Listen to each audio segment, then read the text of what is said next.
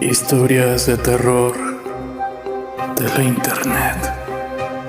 Historias de terror de la internet presenta Asesinos seriales.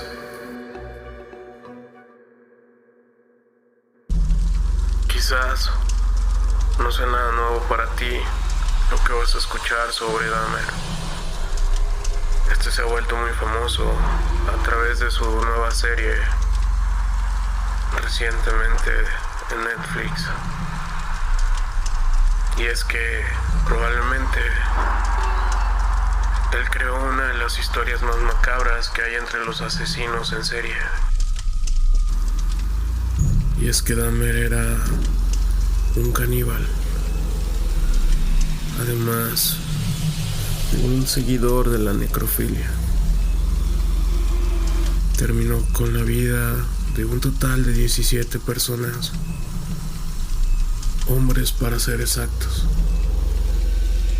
la mayoría con diferencias sexuales y pertenecientes a minorías étnicas. Entre 1789 y 1991, con tan solo 18 años, cometió su primer crimen, terminando la vida a un autoestopista que llevó a su casa.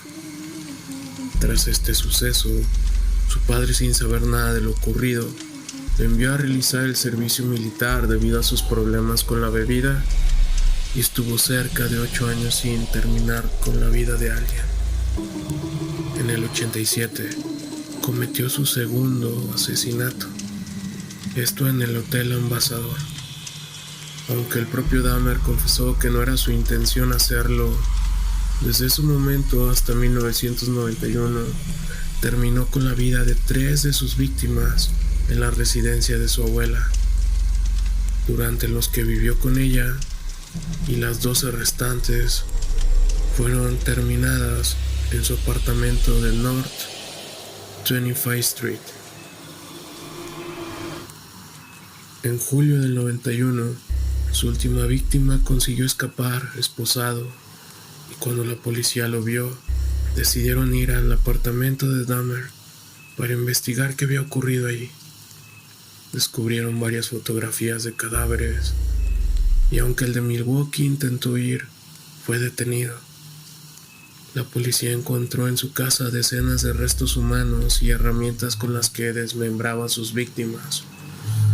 Aunque los psiquiatras que lo evaluaron dijeron que estaba enfermo, y la intención de la familia de Dahmer era que le metieran en una cárcel especial para enfermos mentales, finalmente se le sentenció a 16 cadenas perpetuas consecutivas en una prisión convencional. A pesar de que estaba destinado a pasar toda su vida en la cárcel, en noviembre del 94, un presidiario llamado Christopher Scarver terminó con su vida a golpes. Hay demasiado por lo cual se puede hablar de él a fondo. Puedes ver su serie, sus películas, donde descubrirás cosas que te dejarán sin aliento.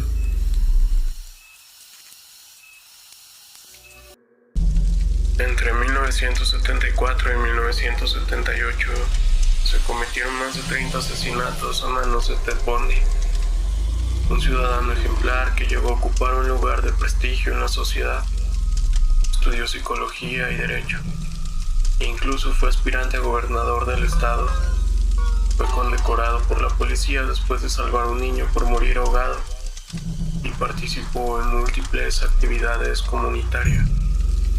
A los 27 años llevaría a cabo su primer abuso a una chica a la que dejó con daños cerebrales permanentes. Desde entonces y hasta el 78, Bundy perpetró un total de 36 asesinatos, abusos, secuestros, estudiantes universitarias y niñas en Oregon, Utah, Colorado y Florida.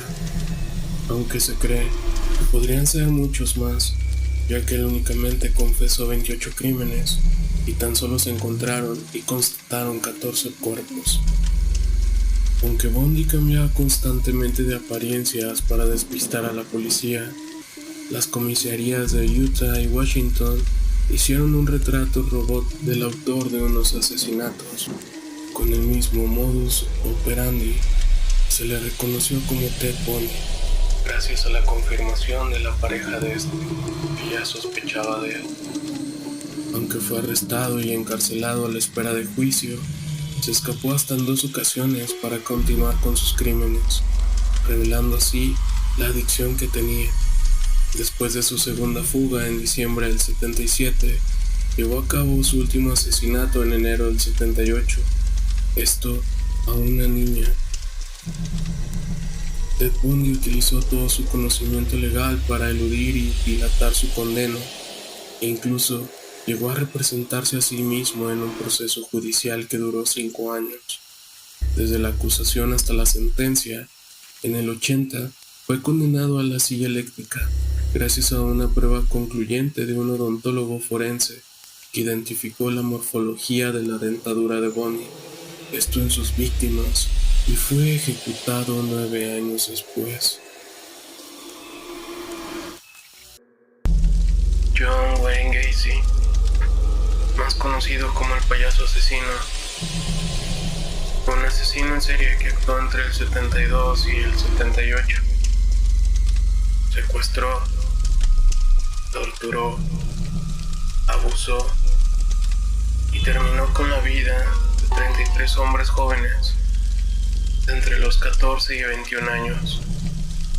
Y su apodo tiene origen en su oficio, porque animaba fiestas infantiles vestido de payaso. Si bien él tenía otra preferencia sexual, se casó en 2 ocasiones, en el año 64 y en el 72, y tuvo una hija. Su primer matrimonio se rompió debido a su primera detención en mayo del 68, acusado de un abuso, por lo cual estuvo 18 meses en prisión, aunque debía cumplir 10 años de condena.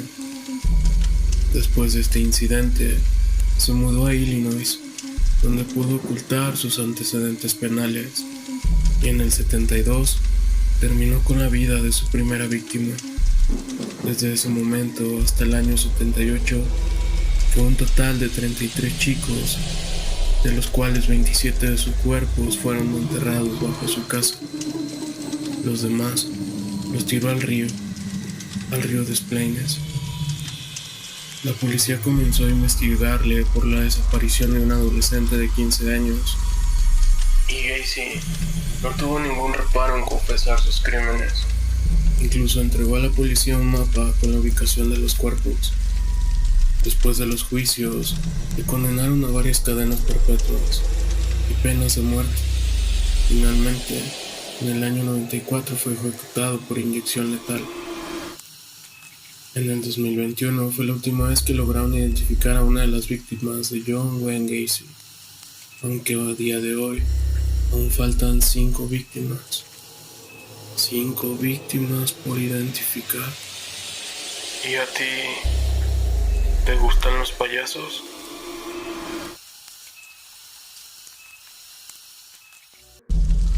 En agosto del 69, en plena revolución del movimiento hippie, los miembros de familia Manson asesinaron a 7 personas, entre ellas la joven actriz y esposa del director Roman Polanski, Sharon Tate.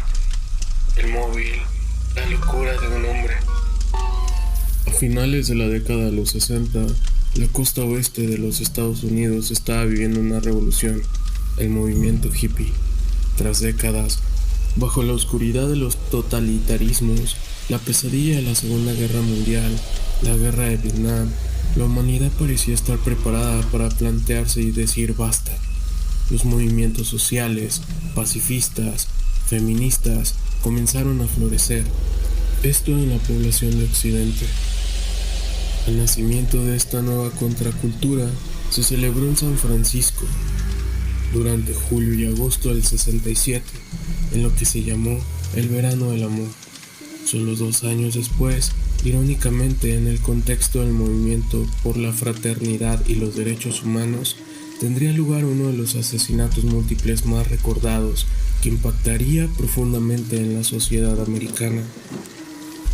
Los crímenes de Manson se conocen así por el cerebro pensante de los mismos, que en su mano ejecutora, Charles Manson, este joven acumulaba una historial de hurtos y violencia desde su adolescencia, y tras pasar por prisión y varios centros penitenciarios para menores, Manson se encontró a sus 35 años en libertad, aunque repleto de odio, despertó un mundo de nuevos valores que triunfaban entre los jóvenes: el amor libre, la vida en la naturaleza, los alucinógenos y la música.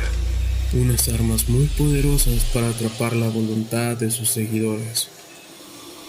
A las afueras de Los Ángeles vivía la familia. El carisma de Manson, su poder de oratoria y su seguridad en sí mismo atrajeron la atención de jóvenes rebeldes que querían vivir al margen de la sociedad, en concordia con valores de fraternidad, igualdad y amor. El poder magnético de Manson, no obstante, convirtió a la familia en una odisea de terror, odio y muerte, en la que si no seguían las recomendaciones del líder, podría salir muy mal parado. Susan Atkins, Tex Watson, Bobby Beausoleil, Leslie Van Houten y Patricia Krenwinkel fueron los brazos ejecutores de los conocidos como crímenes de Manson.